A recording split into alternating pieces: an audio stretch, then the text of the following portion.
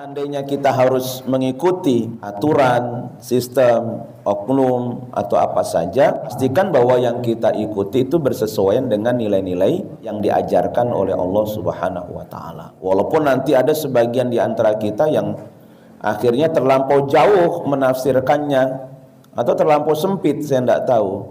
Akhirnya mereka kalau begitu Ustaz, ini Indonesia ini sudah enggak sesuai dengan ajaran Islam, kita ganti saja cari negara Islam.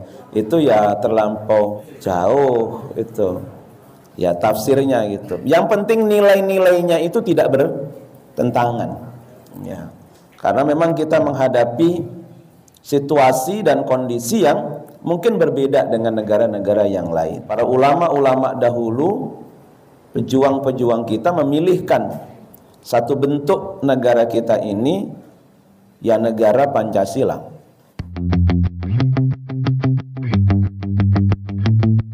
Assalamualaikum warahmatullahi wabarakatuh. Alhamdulillahi rabbil alamin, wassalatu wassalamu ala asyrafil mursalin wa ala alihi wa sahbihi ajma'in, amma ba'du. Bapak Ibu rahimakumullah, puji syukur mari senantiasa kita panjatkan kehadirat Allah Subhanahu wa taala.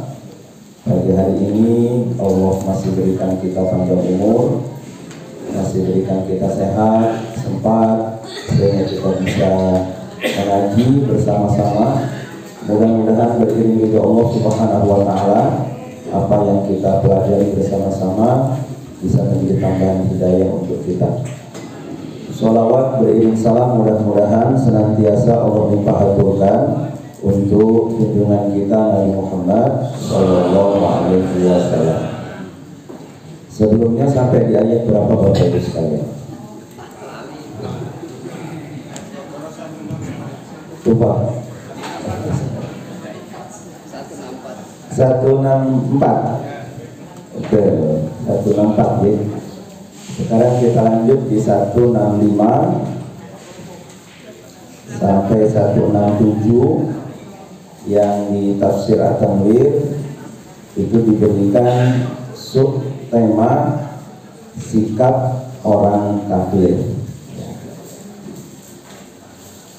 Ayatnya akan saya bacakan, Bapak Ibu boleh mengikuti, boleh juga mendengarkan. A'udzu billahi minasy syaithanir rajim.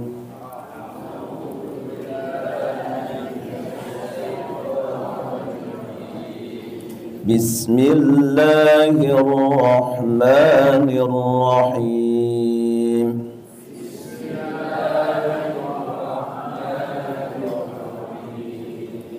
Wa minan nasi man yattakhidhu min dunillahi andada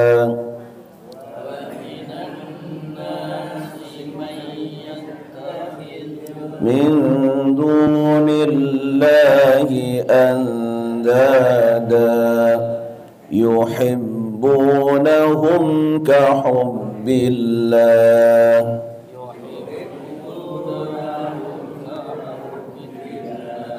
walladzina amanu ashaddu hubban lillah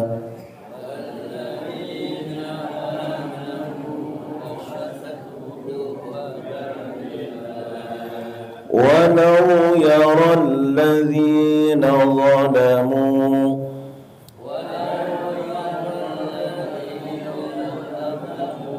إذ يرون العذاب أن القوة لله جميعا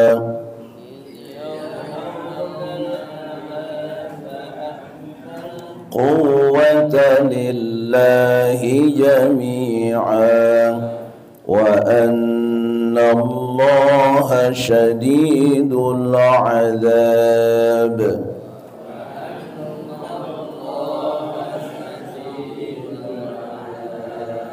إذ تبرأ الذين tubi'u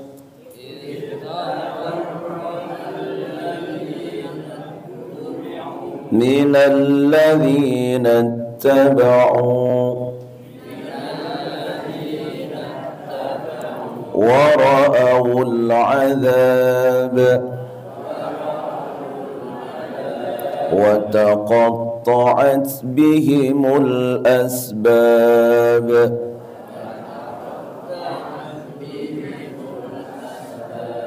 Wa qala alladhina ittaba'u law anna lana karratan fanatabarra'a minhum law anna lana karratan fanatabarra'a minhum kama tabarra'u minna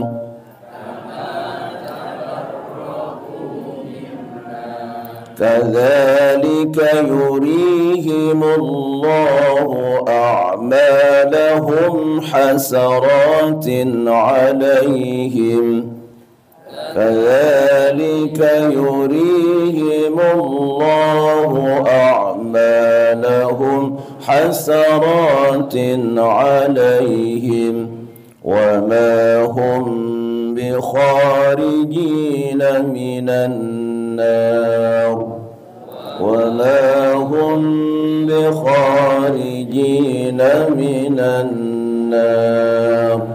Ya, di surah Al-Baqarah 165 sampai 67 yang akan kita bahas ini masih terkait dengan ayat sebelumnya, karena memang ini satu kelompok kajian yang dibuat satu tema di dalam tafsir At-Tanwir yang terdiri dari beberapa sub-tema.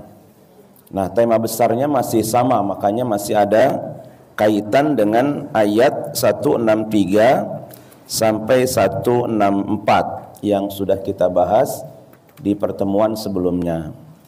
163 itu tentang keesaan Allah. Nah, kemudian 164-nya bukti atas keesaan Allah. Nah, sekarang sikap orang-orang kafir terhadap keesaan Allah itu. Nah, itu di ayat 165 yang diawali oleh Allah dengan wa minan nasi may yattakhidhu min dunillahi andada. Jadi di antara manusia itu ada orang-orang yang menyembah tandingan-tandingan selain Allah. Nah, Hamka memberikan terjemahan yang sedikit agak berbeda dengan terjemahan Kementerian Agama ya, tentang kata andada itu. Jadi kalimat andada itu bagi Hamka diterjemahkan dengan kata tandingan dari kata niddun, tandingan. Nah, dalam Al-Quran kata andada ini digunakan untuk konteks pembicaraan tentang sikap mempersekutukan Allah dengan yang lain. Nah, maka andada itu, tandingan Allah itu bisa beragam bentuk dan wujudnya. Nah, bisa jadi tandingan Allah itu oknum, benda, atau bahkan mungkin peraturan-peraturan ya. Peraturan-peraturan yang bertentangan dengan nilai-nilai yang diusung oleh Allah melalui petunjuk-petunjuknya. Nah, ini banyak di antara manusia ya, yang mereka menjadikan selain Allah itu sebagai tandingan-tandingan. Dalam artian mereka menuhankan Allah juga, tetapi mereka juga mengambil loyalitas yang bersangkutan tidak hanya kepada Allah Subhanahu wa taala. Itu namanya tandingan itu. Jadi kita ya sholat juga, kita ya menjalankan syariat Allah sebagiannya, tetapi dalam hal-hal tertentu kadang kita masih menjadikan selain Allah itu loyalitas kita tujukan gitu ya. Ya tentu karena menganggap bahwa yang kita jadikan sebagai tandingan itu bisa mendatangkan manfaat atau menjauhkan kita dari madarat. Kalau saya tidak mengikutinya, maka saya akan begini. Kalau saya mengikutinya, saya akan dapatkan ini. Itu maknanya bahwa ada keyakinan-keyakinan yang seharusnya keyakinan yang mendatangkan manfaat dan mudarat itu hanya Allah. Nah, sekarang kita menjadikan yang lain juga sebagai tandingan. Dan ini saya yakin juga amat mudah untuk kita ketemui contoh-contohnya dalam kehidupan sehari-hari. Atau mungkin kita sendiri bahkan nanti. Nah, di ayat yang selanjutnya itu mungkin gambaran ya, gambaran Allah sudah berikan satu informasi yang harus kita laksanakan dalam hal makan itu kalau setelah ini. Ya, yang masih dalam satu tema itu. Kita diminta untuk makan yang halal dan thayyib gitu ya. Tapi faktanya bagaimana itu? Iya. Makanya akhirnya para ulama itu memberikan satu boleh dikatakan sebagai fikih yang disebut dengan fikih ikhtiari itu. Fikih untuk memilih. Karena memang banyak pilihan-pilihan yang kadang-kadang pilihan kita ini yang seharusnya pilihan utamanya adalah ketentuan-ketentuan Allah, tapi kita memilih yang lain. Kaidah yang dipakai biasanya yang pertama, pilihlah yang baik bukan karena enaknya itu. Itu dalam memilih itu. Nah, soal makan itu kita kan milihnya yang enak bukan yang baik. Betul enggak? Iya. Maka apa fikih ikhtiari itu? Fikih ikhtiari itu pemahaman yang dalam, kebijaksanaan yang tinggi untuk memilih dari sekian pilihan demi kemajuan hidup kita dunia dan akhirat. Tuh. Maka diberikan aturan tadi, kalau memilih ya pilihlah yang baik, bukan karena enaknya. Karena yang enak belum tentu baik, yang baik juga belum tentu enak gitu. Maka pilihlah yang baik. Nah, itu aturan di dalam rumusan yang dibuat oleh para ulama agar kita ini masih on the track lah dalam kita hidup itu. Allah itu harus menjadi parameter yang utama gitu ya. Kita boleh mengikuti yang lain selama yang diikuti itu tidak bertentangan nilai-nilai yang diikuti, atau masih dalam artian yang kita ikuti masih menjunjung tinggi nilai-nilai yang telah ditetapkan oleh Allah Subhanahu wa taala. Ya, tapi ini memang tidak mudah gitu. Itulah akidah itu harus selalu kuat itu karena dipupuk terus, iman dipupuk terus. Bahkan terus diwasiatkan terus, tingkatkan iman dan takwa, tingkatkan iman dan takwa, karena memang dalam praktek kehidupan sehari-hari kita ya begitu itu. Kita masih sering ya kalau ditanya sholat enggak, ya pasti sholat lah, kita ini orang Islam ya. Tapi soal makanan saja kita sudah enggak ikut yang ditentukan oleh Allah juga. Nah, jadi akhirnya ya enggak akan membawa kemajuan buat hidup kita. Usia masih 48 saya itu tercatat. Tapi kolesterol sudah tinggi. Asam urat juga. Ya kurang apa kita belajar tiap hari, kita belajar Quran kita. Tapi rupanya dalam hal memilih kurang bijaksana kita. Tahu Tapi tahu itu harus diiringi dengan kebijaksanaan yang tinggi. Kalau tidak, ya tadi ya, dalam hal memilih kita juga salah. Yang kedua, ketentuannya itu pilihlah yang sesuai dengan syariat. Ya syariat itu ya Al-Quran dan Al-Hadis itu, atau nilai-nilai yang digali dari Al-Quran dan Al-Hadis itu. Itu syariat. Yang ketiga, pilihlah yang utama itu. Itu dalam pilihan tuh. Pilihlah yang utama.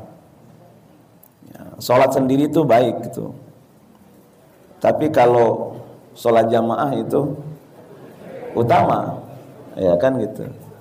Sholat jamaah di rumah ya bagus, baik gitu. Tapi sholat di masjid mungkin itu yang utama. Jadi pilihan-pilihan ini, aturan-aturan tersebut dibuat memang oleh para ulama dalam rangka untuk supaya kita masih dalam konteks menjadikan Allah sebagai tumpuan utama dan tujuan utama, pijakan utama dalam kita berbuat. Kenapa? Masih banyak orang-orang yang menjadikan Allah, menjadikan yang lain sebagai tandingan-tandingan untuk Allah Subhanahu wa taala dalam kehidupan kita keseharian. Ya minimal mungkin nanti tandingan itu adalah hawa nafsu kita sendiri. Ya. Hawa nafsu kita sendiri, minimal itu. Maka orang-orang yang beriman, orang-orang yang menjadikan selain Allah sebagai tandingan itu, yuhibbunahum kahubbillah. Mereka mencintai tandingan-tandingan itu, dan kecintaannya itu sebanding dengan kecintaan mereka kepada Allah Subhanahu wa taala. Sebanding dengan kecintaan kita kepada Allah Subhanahu wa taala. Atau bahkan mungkin lebih mencintai tandingan-tandingan itu. Nah, sementara walladzina amanu asyaddu hubbalillah. Orang yang beriman itu adalah orang-orang yang menjadikan kecintaan kepada Allah itu melebihi kecintaan kepada yang lain. Nah, rupanya ini pun juga mudah untuk diucap, tetapi tidak mudah juga untuk dipraktekkan kecuali kita mampu untuk terus punya target untuk berlatih. Nah, kita sering dihadapkan pada pilihan-pilihan yang tidak mudah bagi mereka yang imannya kurang kuat. Tapi bagi iman yang kuat, saya yakin pilihan-pilihan itu sudah tidak ada lagi problem. Pasti dia akan memilih untuk lebih mengedepankan kecintaannya kepada Allah ketimbang yang lain. Ya, itu makanya tadi dibuat pilihan-pilihan. Loyalitas utama itu ya kepada Allah Subhanahu wa taala. Kita loyal kepada selain Allah itu kalau yang selainnya itu menyeru kepada ketaatan kepada Allah Subhanahu wa taala. Kalau menyeru kepada hal yang sebaliknya, tentu loyalitas kepada Allah itu yang harus lebih diutamakan. Nah, tadi ya soal itu sudah kita kadang-kadang sudah tidak loyal sama Allah itu. Dalam soal makan itu sudah nggak loyal kita. Ya kan ayat ini setelah itu kan soal makan ya. Ya, setelah ini informasi Allah soal makan, ya ternyata makan itu bukan hal yang sederhana. Makanya Allah berikan pilihan-pilihan. Dan ditunjukkan oleh Allah yang tidak boleh sebenarnya cuma sedikit saja, yang dibolehkan jauh lebih banyak. Tetapi kita memilih yang sedikit karena kita anggap yang sedikit lebih enak.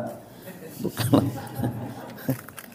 Ya itu fakta lah di kita. Makanya kalau kita beritba, kenapa kita harus menjadikan Rasulullah sebagai teladan utama itu karena memang Rasulullah itu sudah hidupnya ya memang hanya beribadah, mengabdi kepada Allah Subhanahu wa taala saja. Maka disebut dengan ibadi. Beliau itu hamba karena seluruh daur kehidupannya tidak ada lain kecuali mengikuti apa yang Allah perintahkan, Hatta mungkin hal yang paling sederhana, tetapi bukan sederhana hakikatnya karena tercantum dalam Al-Quran. Karena yang tercantum dalam Al-Quran tidak ada yang sederhana.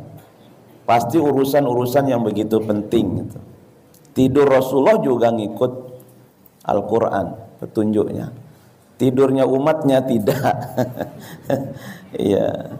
Tidur Rasulullah ngikutin Al-Quran ya. Mulai dari kapan mengawali tidurnya dan kapan bangunnya. Nah sementara kita ini malah sebaliknya kita itu ya. Jadi kita sebaliknya. Tidak banyak kok yang diantara umat Nabi Muhammad itu, mungkin loh sekarang itu, saya tidak tahu bapak-bapak. Kalau yang generasi-generasi saya itu kayaknya malah kebalik dari tuntunan sepertinya. Kebalik gitu. Ya harusnya tidur itu yang bagus di 4 jam pertama kan itu. Karena sepertiga awal Rasulullah sudah mulai bangun. Nah kalau kita bangunnya itu di sepertiga akhir kalau bangun ya. Kalau bangun, maka kadang-kadang yang rajin sholat lail paginya itu malah nggak bagus hidupnya itu. Ya kita punya santri juga begitu, kita bangunkan sholat lail, tapi karena bangunkannya itu sudah sepertiga akhir sholat sampai nanti subuh, habis subuh ya tidur mereka itu. Kalau ada kuliah baru mereka berangkat, itu pun ngantuk pasti. Karena memang tidak sama ya dengan Rasulullah 4 jam pertama beliau tidur, sehingga 4 jam berikutnya digunakan untuk beraktivitas beribadah kepada Allah, ya tetap segar nanti setelah subuhnya gitu. Nah kita kan baru tidurnya jam 12 ya kan, kemudian nanti menjelang subuh gitu ya, yang penting cukup untuk 11 rakaat gitu, kita baru bangun. Ya sudah nanti oleng juga itu pada subuh. Seandainya puasa itu pasti nanti tidurnya menjelang zuhur baru bangun, karena nggak ada aktivitas lagi. Jadi atau nanti dalam hal pendidikan Bapak Ibu sekalian ya, karena andadan itu kan tidak mesti harus berupa oknum kalau dalam tafsir At-Tanwir, tapi dia juga bisa berupa peraturan-peraturan, sistem-sistem yang ada. Pendidikan kita juga mengalami problem yang luar biasa. Kalau kita mau renungkan sedikit saja ke belakang, begitu luar biasanya Rasulullah tempo untuk mengajar para sahabat dalam pertemuan sangat singkat, tetapi hasilnya spektakuler, bagus luar biasa. Nah kita jam 6 sudah berangkat, jam 4 kadang baru pulang. Anak-anak kita itu pinter nggak pati gitu ya, soleh apalagi gitu ya sekarang itu. Jadi jangan-jangan kita ini mengikut sistem yang memang tidak berdasarkan pada petunjuk-petunjuk yang ada dalam Al-Quran maupun hadis-hadis Nabi itu. Kita hanya mengikuti apa yang dianggap dalam teori-teori itu mungkin benar, dianggap walaupun mungkin bertentangan dengan apa yang diajarkan oleh Al-Quran. Nah, sampai-sampai dalam praktek sholat itu nomor kesekian gitu, yang penting tuntas dalam belajar. Nah, itu kadang-kadang jadi sulit sekali sekarang mengajak selevel mahasiswa yang jurusan agama saja untuk sholat jamaah itu sulitnya minta ampun. Ya, kita akhiri sholat kuliah pada saat azan dikumandangkan. Harapan kita mereka berangkat ke masjid, tidak, berangkat pulang. Karena masjidnya bagus, nyaman. Ya Ustaz ya, masjidnya nyaman, bagus, soundnya luar biasa, AC-nya juga dingin gitu ya. Tapi malah milih pulang ketimbang nih. Kalau dipikir mereka bukan orang-orang yang tidak dalami agama, bahkan termasuk yang mendalami agama. Ya mungkin karena yang kita ajarkan, satu, timingnya nggak tepat, dua, hanya sekedar materi, tetapi prakteknya masih sangat kurang. Misalkan saja, tetapi ya itu yang harus diikuti itu. Nah, ada ketakutan-ketakutan di kita kalau nanti kita tidak mengikuti sistem itu.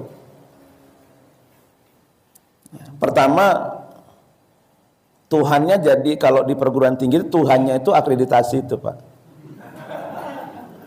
Penilaian. Jadi Tuhan itu yang maha ditakuti itu loh. Kalau ban PT, kalau itu yang kedua, kalau ekonomi Lamemba namanya. Kalau pendidikan Lamdik. Sudahlah pokoknya. Semua proses yang kita jalankan dalam rangka untuk memenuhi 9 kriteria yang ditetapkan oleh mereka. Nah, kalau nanti kita ngikutinya, nilai kita akan unggul. Maka unggul itu menjadi sasanti yang paling bagus untuk promosi. Ini sudah unggul loh. Berarti kualitasnya bagus, sesuai dengan standar tadi. Nah, kalau bagus secara hakikatnya bagus, oke. Tetapi kadang-kadang tidak mesti. Satu, misalkan kriteria ketepatan studi. Jadi orang harus lulus tepat waktu. Tepat waktu itu ya 4 tahun. Sehingga kita ini mencetak bukan mahasiswa yang pintar. Yang penting cepat lulus. Itu bukan saya saja yang menyadari kayak begini ini. Semua pengurus itu menyadari hal yang sama. Sekarang itu bagaimana caranya mereka bisa cepat lulus. Ya, dulu pakai skripsi, sekarang nggak usah pakai skripsi dah. Itu, pakai jurnal nggak apa-apa, gitu kan sekarang ya. Semua upaya itu dilakukan supaya mereka cepat lulus.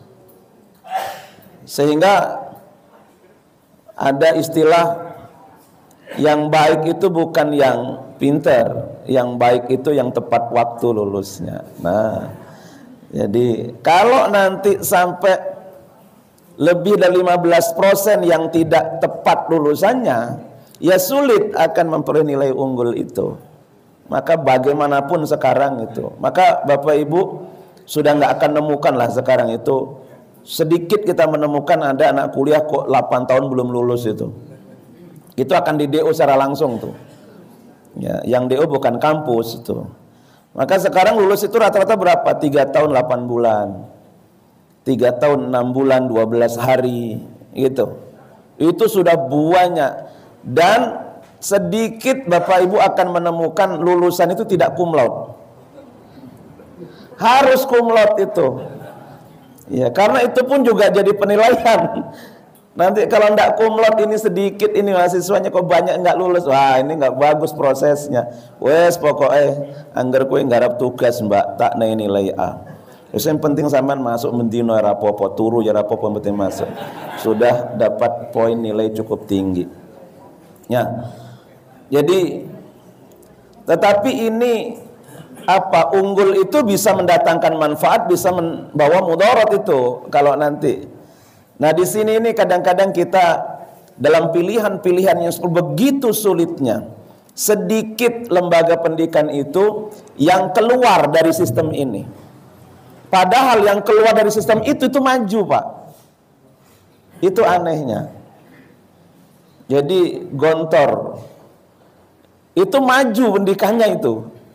Karena nggak ngikut yang ini gitu, nggak peduli mau dinilai kayak apa gitu. Yang penting masyarakat tetap percaya hasilnya bagus gitu. Tapi kan nggak banyak yang berani, Pak. Nggak banyak yang berani. Lebih banyak mereka ya tadi, karena ini kaitannya dengan tadi penilaian, hibah, apalagi dana dan macam-macam lah. Nanti itu kaitannya begitu banyak. Nah mudah-mudahan ke depan akan semakin baik nilai-nilai yang diusung di dunia pendidikan. Mungkin maksudnya bagus, tetapi fakta yang kita temui akhirnya kita lebih berorientasi pada memenuhi kriteria tersebut ketimbang betul-betul kita menyelenggarakan proses pendidikan yang objektif, yang sesuai dengan yang seharusnya. Nah, ini di dunia pendidikan. Nanti di kehidupan yang lain, ekonomi itu ya, hukum atau apa saja. Nah, itu memang menjadi PR lah buat kita bareng-bareng. Maka jangan salah pilih. Oh, bukan. Bukan. Kembali ke tadi pilihan itu loh saya tuh. Jadi bukan pilihan pilpres.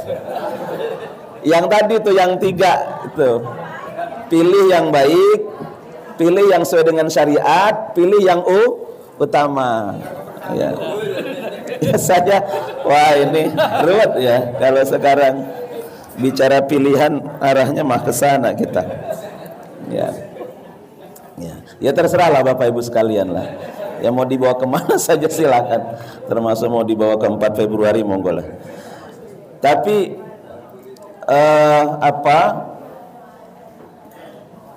ini diingatkan, ini petunjuk ya buat kita. Petunjuk buat kita. Ya minimal kalau kita masih belum bisa keluar dari sistem yang ada, tapi dalam hal-hal kecil dalam kehidupan kita mudah-mudahan kita masih menjadikan Allah itu lebih kita cintai ketimbang yang selainnya. Ya. Kalau memang terlanjur ya kita taubat. Ya, saya itu harus bertaubat soal makan gitu ya. Kembali ke ajaran gitu ya. Ya, untuk tidak memanjakan lidah, memilih yang enak padahal secara subjektif itu tidak baik. Mungkin halal tetapi subjektif buat masing-masing tidak baik. Ya. Saya kalau pagi habis aktivitas kalau tidak ke kantor mampir dulu ke warung Pak Sabar. Nah, itu ada jerohan itu di sana. Yang bagi yang lain tidak ada masalah. Jerohan itu sesuatu yang halal dan mungkin tidak bermasalah bagi secara subjektif bagi yang lain. Tapi rupanya tidak bagi saya. Secara subjektif jerohan itu sekarang sudah harus dihindari. Misalkan ini taubat ini namanya. Kembali ya. Setelah kita tahu resikonya. Ya kalau belum ada resikonya orang nggak kembali, nggak taubat-taubat ya. Ya, kalau sudah begini udah sering masuk angin, kalau ngisi pengajian sila sudah sering kesemutan, ini berarti memang ada sesuatu yang tidak benar di dalam kita menjalani hidup, terutama soal makan dan gaya hidup, olahraga dan seterusnya. Nah, orang-orang yang beriman mereka lebih mencintai Allah ketimbang yang lain. Walau yaral ladzina zalamu id yarawna al-'adzaba anna al-quwwata lillahi jami'a. Seandainya orang-orang yang zalim, jadi orang yang menjadikan selainnya sebagai tandingan untuk Allah itu disebutnya dengan zalim kalau dalam ayat ini. Orang-orang yang menempatkan sesuatu bukan pada tempatnya. Idh yarawnal 'adzaba, ketika mereka mengetahui, melihat siksa pada hari kiamat nanti, dalam kurung di terjemahan Kementerian Agama ya. Tetapi mungkin bisa juga dibawa dalam konteks sekarang, ketika kita sudah tahu dampak buruk dari apa yang telah kita ambil dalam sikap hidup kita itu, annal quwwata lillahi jami'a, bahwa kekuatan itu hanya milik Allah semata. Jadi yang mampu mendatangkan manfaat dan madarat memang hanya Allah Subhanahu wa taala. tidak yang lain. Wa annallaha syadidul adzab, dan sungguhnya Allah itu maha keras siksanya. Nah, ittabara alladzina tubi'u minal ladzina taba'u wa ra'awul adzaba wa taqatta'at bihimul asbab. Nah, ketika orang-orang yang diikuti itu berlepas diri dari orang-orang yang mengikutinya dan mereka melihat siksa, dan ketika segala hubungan antara mereka terputus sama sekali. Jadi nanti yang kita ikuti itu pun akan berlepas diri. Ya. Mereka tidak akan pernah bertanggung jawab atas apa yang kita ikuti. Nah, sekarang misalkan saja, taruhlah hari ini kita anggap yang bersangkutan lebih kita utamakan, loyalitas kita lebih kepadanya ketimbang kepada Allah Subhanahu wa taala. Dan nanti ketika kita sudah menyaksikan azab yang luar biasa keras itu, mereka akan meninggalkan kita juga. Karena mereka juga akan sibuk menghadapi azab yang diberikan oleh Allah, tidak mau bertanggung jawab. Makanya jangan sampai ada sasanti pecah gesang derek Pak Nur misalkan, oh raisawi, nggak bisa itu. Kita kan cuma menyampaikan. Panjenengan harus mencernanya, panjenengan juga harus menelitinya. Kalau memang itu baik sesuai dengan tuntunan Al-Quran, hadis Nabi, ya kita ikuti bukan karena oknumnya gitu, tapi karena nilai-nilai yang diajarkan itu sesuai. Betapa banyak sekarang orang yang pasrah bongkoan gitu. Bahkan ini banyak gitu viral, hanya sekedar melihat wajahnya saja dijaminnya surga. Itu konti itu urusannya gue. Kan. Jadi ya Ustadz udah viral luar biasa menyampaikan begitu untuk membuai jamaahnya dengan cerita bahwa dulu Syekh Fulan ini gitu ya, itu dia melihat di neraka, di surga kok ndak ada pembantunya gitu.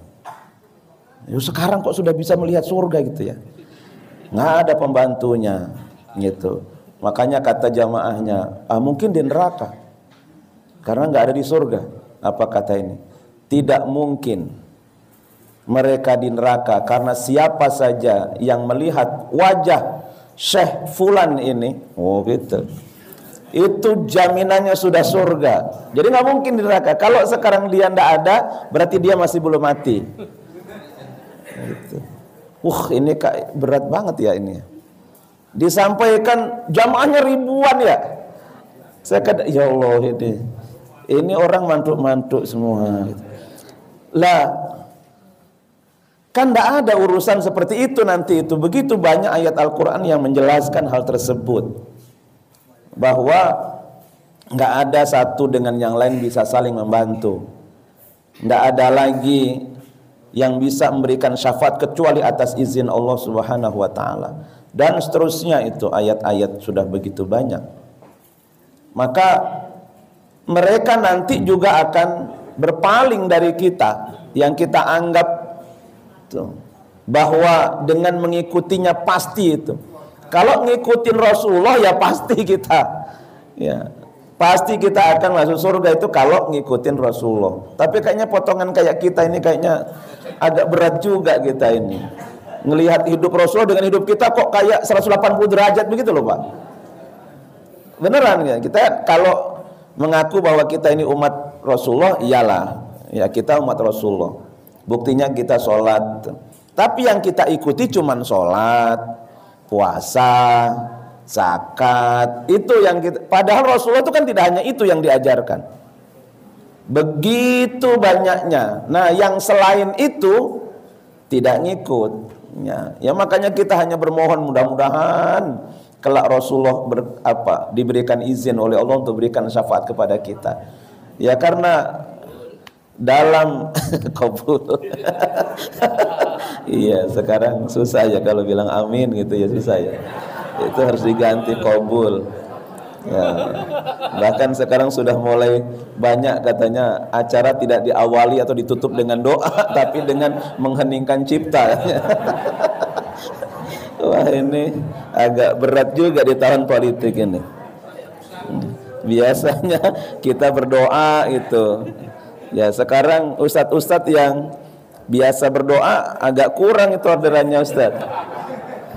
Ya, karena sudah dicukupkan oleh pembawa acara dengan mengheningkan cipta itu. Jadi dia ya kan tidak enak kalau ada yang berdoa bunyinya kobul itu kan tidak enak ya. Mau bilang amin gimana gitu ya. Kobul kayaknya nggak pantas karena nggak biasa. Ya udahlah, mengheningkan cipta. Ya tadi doa mengheningkan cipta, tapi jadi diam semua. Ya, akhirnya di ujung dia bilang amin. Amin juga tuh. Walaupun mengheningkan cipta, amin juga. Ya agak berat nih.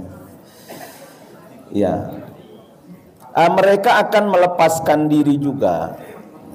Masing-masing akan memutuskan hubungan dengan yang lain. Jadi maka menjadikan tandingan untuk Allah Subhanahu wa taala itu tidak akan memberikan keuntungan apapun buat kita. Ya tentu kemajuan hidup di dunia juga tidak akan, apalagi kelak di akhirat. Makanya satu-satunya yang bisa mendorong kemajuan bagi umat itu adalah tauhid itu. Dan Rasulullah diperintahkan oleh Allah untuk meletakkan pondasi itu dulu dalam perjuangan agama Islam, sehingga terbukti tauhid itu telah membawa kemajuan peradaban bagi manusia di dunia, ya pasti nanti juga akan membawa kebaikan kelak di akhirat. Nah, maka ini yang harus menjadi acuan di dalam hidup kita supaya kita tidak menjadi orang-orang yang ingkar. Wa qala alladziina ittaba'u law anna lana qarratan fanatabarra'a minhum kama tabarra'u minha. Berkatalah orang-orang yang mengikuti itu, seandainya kami dapat kembali ke dunia, dan itu jelas tidak mungkin, pasti kami akan berlepas diri dari mereka sebagaimana mereka sekarang berlepas diri dari kami. Ya, tapi ya kan nggak balik lagi. Kalau sudah meninggal ya sudah gitu. Nah, nggak bisa pulang lagi. Kadzalika yurihimullahu a'malahum hasaratin 'alaihim. Demikianlah Allah memperlihatkan kepada mereka amal perbuatannya menjadi sesalan saja bagi mereka. Wa ma hum bikharijina minan nar, dan mereka tidak mungkin bisa keluar dari neraka itu. Nah, maka sangat menentukan betul pilihan-pilihan kita sekarang di dunia ini. Ya, sangat menentukan. Maka seandainya kita harus mengikuti aturan, sistem, oknum atau apa saja, pastikan bahwa yang kita ikuti itu bersesuaian dengan nilai-nilai yang diajarkan oleh Allah Subhanahu wa taala. Ya, walaupun nanti ada sebagian di antara kita yang akhirnya terlampau jauh menafsirkannya atau terlampau sempit, saya tidak tahu. Akhirnya mereka kalau begitu Ustaz, ini Indonesia ini sudah enggak sesuai dengan ajaran Islam, kita ganti saja cari negara Islam. Itu ya terlampau jauh itu. Ya tafsirnya gitu. Yang penting nilai-nilainya itu tidak bertentangan. Ya. Karena memang kita menghadapi situasi dan kondisi yang mungkin berbeda dengan negara-negara yang lain. Para ulama-ulama dahulu, pejuang-pejuang kita memilihkan satu bentuk negara kita ini, ya negara Pancasila, yang nilai-nilainya sebenarnya dari sila-sila yang ada itu kan tidak ada yang berseberangan dengan ajaran agama Islam, sehingga bisa diterima oleh berbagai macam agama, bahkan juga diterima oleh masyarakat dengan berbagai atau beragam suku, bahasa, dan seterusnya. Nah, Indonesia menjadi bagus. Tapi ya sekali lagi, Bapak Ibu memang harus memilih supaya nanti undang-undang yang dibuat oleh DPR bersama Presiden kelak tidak keluar dari nilai-nilai yang sudah ada gitu ya. Nah itu mudah-mudahan nanti, karena ada dua yang penting, jangan hanya presidennya saja. Kalau presidennya saja, ya presiden itu nanti buat undang-undangnya bersama DPR ya, jadi ada legislatif juga. Yang penting itu kadang orang fokus di situ, nggak fokus di legislatifnya. Padahal presiden nggak bisa berbuat apa-apa Pak kalau nanti undang-undang disahkan tidak sesuai ini. Melanggar undang-undang diimpeach nanti itu presiden. Ya kan? Berarti ada dua. Ya presidennya, ya legislatifnya. Karena mereka berdua nanti yang akan membuat undang-undang sebagai arah dari kebijakan pembangunan yang ada di negara kita. Ya kalau cuma satu saja ya nggak bisa Pak. Gimana emang Pak RT, Pak RW?